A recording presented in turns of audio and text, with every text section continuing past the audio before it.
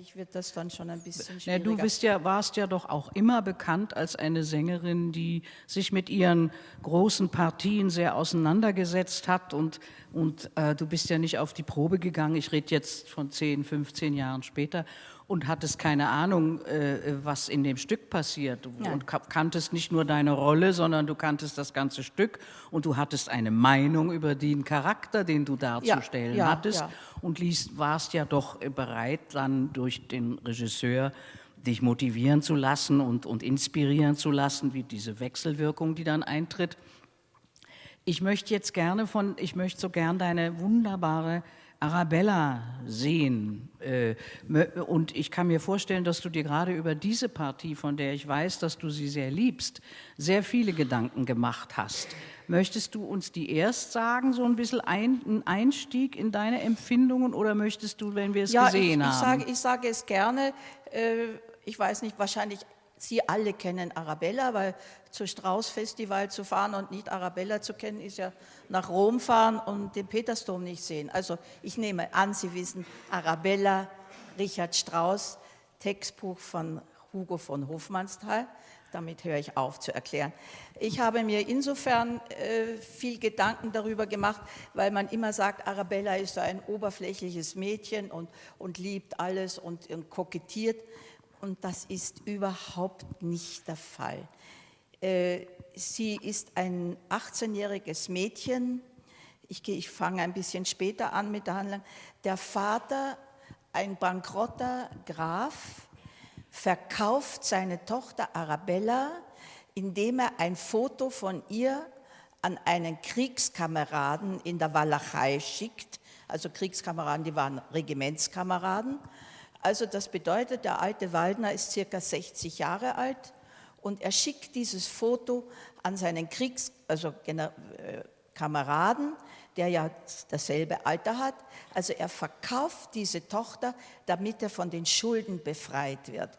Das hat mich von Anfang an gestört, aber das war damals im 19. Jahrhundert, scheinbar heute nicht mehr, dass Väter ihre Töchter verkaufen, zumindest nicht so sichtbar. Und die wissen, die leben ja nun wirklich also nahe am Bankrott, die Familie Waldner. Sie müssen, die zweite Tochter Stenka, die 2 Jahre jünger ist oder so, wird nicht mehr als Mädchen erzogen, sondern als Groom. Das bedeutete, das waren immer die jungen Herren, die die Damen begleitet haben, wenn sie spazieren gegangen sind. Also die arme Stenka, die dann immer Stenko heißt, bekam überhaupt nichts mit, wie es heißt, ein Mädchen zu sein. Und davon handelt eigentlich der erste Akt. Und da habe ich mir immer gedacht, dieses Zwiegespräch zwischen Arabella und ihrer Schwester, wenn sie da sagt, er ist der Richtige, nicht, weil sie kommt schon nach Hause und sagt, stell dir vor, ich habe da einen Mann gesehen auf der Straße, es ist so wunderbar komponiert von Richard Strauss, siehst du, genauso wie man sagt, siehst du, hast du das gesehen? Siehst du, da war ein fremder Mensch heute Vormittag, wie ich hier aus dem Haus gegangen bin. Dort drüben an der Ecke stand er in einem Reisekleid und neben ihm ein Leibhuser, ein Fremder halt.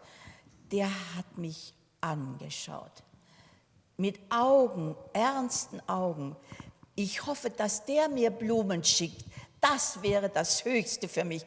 Der Wunschtraum eines Mädchens, die sich aber sofort in diesen jungen Mann, der ist ja gar nicht mehr so jung, verliebt hat.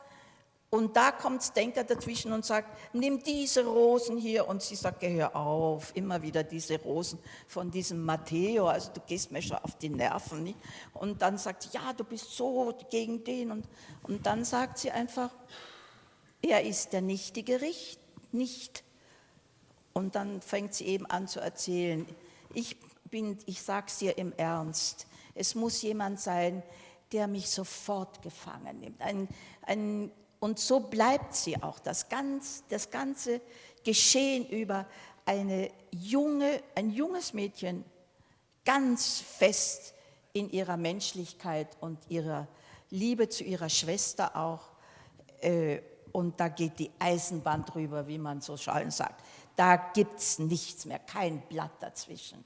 Ja, was mir immer so imponiert bei diesen Hofmannsthal, Straußschen Frauengestalten ist, sie sind bis auf Sophie, obwohl da kann man im Rosenkavalier kann man auch drüber nachdenken, sind sie eigentlich gerade die großen Protagonistinnen, sind immer sehr intelligente und auch sehr witzige Frauen. Die Arabella gibt Sachen von sich, die sind so voller hintergründigem, ironischem Witz, das ist wunderbar. Also Sagst du mir einen Satz? Das habe ich nie bemerkt. hier siehst du, da hätte man, der fällt mir jetzt gerade nicht ein. Oder was hat mein Vater Ihnen von mir erzählt? Das Solche ist Sachen. Nein. Ja, wir wollen, ja, gut, Naja, weiter, also weiter. das ist der Beginn vom zweiten Akt.